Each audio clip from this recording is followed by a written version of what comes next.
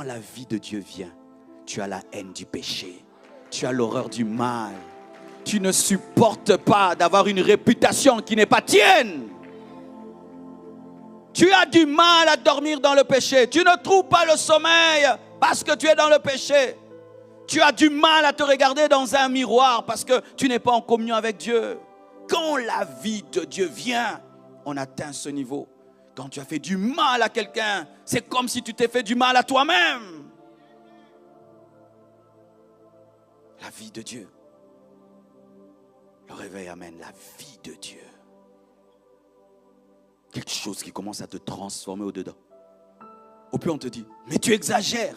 Mais tu exagères. Mais non, tu exagères. Là, ça devient de l'exagération. Si on ne t'a pas encore dit ça, ça n'a pas encore commencé. La vie de Dieu, c'est comme tomber amoureux. Quand on tombe amoureux, tout en Janine, hein. Libakou, Janine, tout. Et quand aussi on est de nouveau, c'est Jésus. Jésus, toi aussi tu exagères avec ton Jésus. Ah Jésus, ah Jésus, ah Jésus, ah Jésus, Jésus, Jésus, Jésus, Jésus, Jésus. Oui, un né de nouveau parle tout le temps de son époux. Tout le temps, tout le temps, tout le temps. Je vous donnerai des nerfs. Je ferai croître sur vous la chair. Je vous couvrirai de peau. Je mettrai en vous un esprit et vous vivrez. Voyez ce qui est écrit. On parle des nerfs, dites nerfs. On parle de chair, dites chair. Et on parle de peau, dites peau. Que veut dire nerf? Que veut dire chair? Que veut dire peau? Les nerfs permettent au corps de communiquer. Les nerfs, c'est l'intelligence. Les nerfs, c'est la coordination du corps. Le réveil se précède aussi par la connaissance. C'est pourquoi, cher pasteur, quand tu cherches un réveil, enseigne, enseigne, et enseigne, et enseigne, et enseigne, et enseigne. Plus il y a des nerfs, plus tu es près du réveil. C'est pourquoi Paul enseignait beaucoup. Il a enseigné pendant 2 ans dans l'école de Tyrannus et toute l'Asie mineure a été remplie par la parole de Dieu. La connaissance amène le réveil.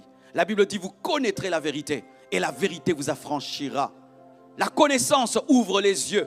La connaissance délivre des fausses doctrines. La connaissance délivre des forteresses. La connaissance ouvre les yeux. La connaissance révèle Jésus. La connaissance éclaire. La connaissance illumine.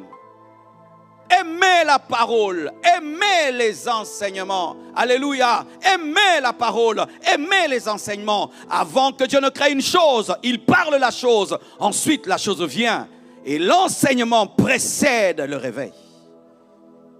Pierre a parlé. Et il a parlé sur le Saint-Esprit, sur la mort et la résurrection de Jésus. C'est alors que les hommes ont dit, oh homme frère, que ferons-nous? Et ils ont été convertis. Jésus a parlé du Saint-Esprit, parlé du Saint-Esprit. Les apôtres sont allés dans la chambre haute. Ensuite, l'effusion est venue. Les nerfs, la connaissance. Dites chair, les muscles. Les muscles, c'est la puissance. La puissance précède le réveil.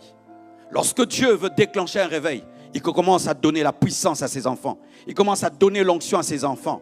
Ne combattez pas la puissance. Ne combattez pas l'onction. Alléluia. Ne combattez pas la puissance, ne combattez pas l'onction. Il y a des chrétiens qui aiment quand on enseigne. Ils aiment les nerfs, mais ils n'aiment pas la chair. Quand on enseigne, ils sont bien. Comme hier, quand j'ai enseigné, tu m'as beaucoup aimé. Mais quand j'ai commencé à prier et que les gens tombaient, tu étais découragé. Lui aussi. Oh, comment tu veux un corps sans chair? Jésus n'enseignait pas seulement. Jésus guérissait les malades. Jésus chassait les démons. Aujourd'hui, les hommes modernes, vous voulez un Jésus qui ne guérit pas les malades. Vous voulez des cultes cool, calmes. Non, il faut que les gens vomissent. Et donne-moi la main, hein? Il faut que les démons sortent des corps. Donne-moi la main, hein? Il faut que les malades soient guéris. Donne-moi la main. Comment vous croyez en l'astrologie, mais pas en la prophétie? Comment vous croyez en la divination, mais pas aux paroles de connaissance? Comment vous croyez en la médecine, mais pas en la puissance de guérison? Comment vous croyez en la puissance des bombes, mais vous ne croyez pas en la puissance du Saint-Esprit? Il faut que les cultes soient calmes. Moi, j'aime pas cette église parce que des fois, ça tombe de tous côtés. C'est comme si tu dis, je n'aime pas cet hôpital, il y a trop d'opérations. Il n'y a pas ton Jésus, il y a le Jésus de la Bible. Le Jésus de la Bible était un enseignant, mais c'est aussi un guérisseur.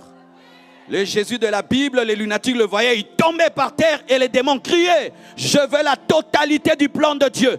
Je ne veux pas avoir un ministère à ton goût. Je veux avoir un ministère selon Dieu. Et Dieu, c'est la connaissance et la puissance. Donne-moi l'amen. Quand j'ai commencé à passer sur Internet, le Seigneur m'avait dit, ne montre pas les services de puissance.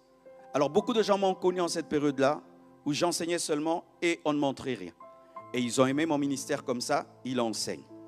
Alors une fois, je suis venu à Paris, j'ai enseigné, alors j'ai prié pour les gens. Et les gens tombaient de partout. Il y a une dame qui a fait ça. Ah, toi aussi. Moi aussi quoi? Tu es dans ces choses. Quelles choses? C'est la puissance de Dieu. Jésus s'est présenté seulement, quelqu'un est tombé. Vous connaissez ça? Il a dit c'est moi, et les gens sont tombés. Mais ils ne tombent pas seulement, ils sont guéris. Ils sont délivrés. Ils sont baptisés du Saint-Esprit. Ils reçoivent l'onction. Ils reçoivent la joie, la paix. Alléluia. Il y a même quelqu'un qui m'a chargé, il m'a dit, pasteur, fais-moi aussi tomber, non? Pourquoi tout le monde tombe pas moi? Non, tout fais-moi tomber, non? C'est pas moi qui fais tomber. Mais si tu veux un judo, je vais t'en donner. Alléluia. Et alors un jour, les gens commençaient à dire, ah, les enseignants, ils n'ont pas de puissance. Alors Dieu m'a dit, commence à montrer ce que je fais avec toi. Il m'arrive des fois, je peux tenir ici, tous ces gens s'y tombent. Les gens ont dit que j'ai touché à la magie. La sorcellerie maintenant est entrée. J'avais ça depuis longtemps, mais ce n'était pas la sorcellerie, c'était la puissance. Mais Dieu m'a dit une chose, que lorsque je fais le service de puissance, de ne pas montrer les gens qui vomissent, de ne pas montrer les gens qui tournoient, mais de montrer de très loin pour que le visage ne se voie pas, parce qu'il faut honorer les gens. Alors, si tu m'as connu sur Internet et je ne montre pas trop parce que j'aime cacher les choses, mais quand tu viens en live, des choses se passent, sois dans la paix. C'est toujours Jésus. Amen.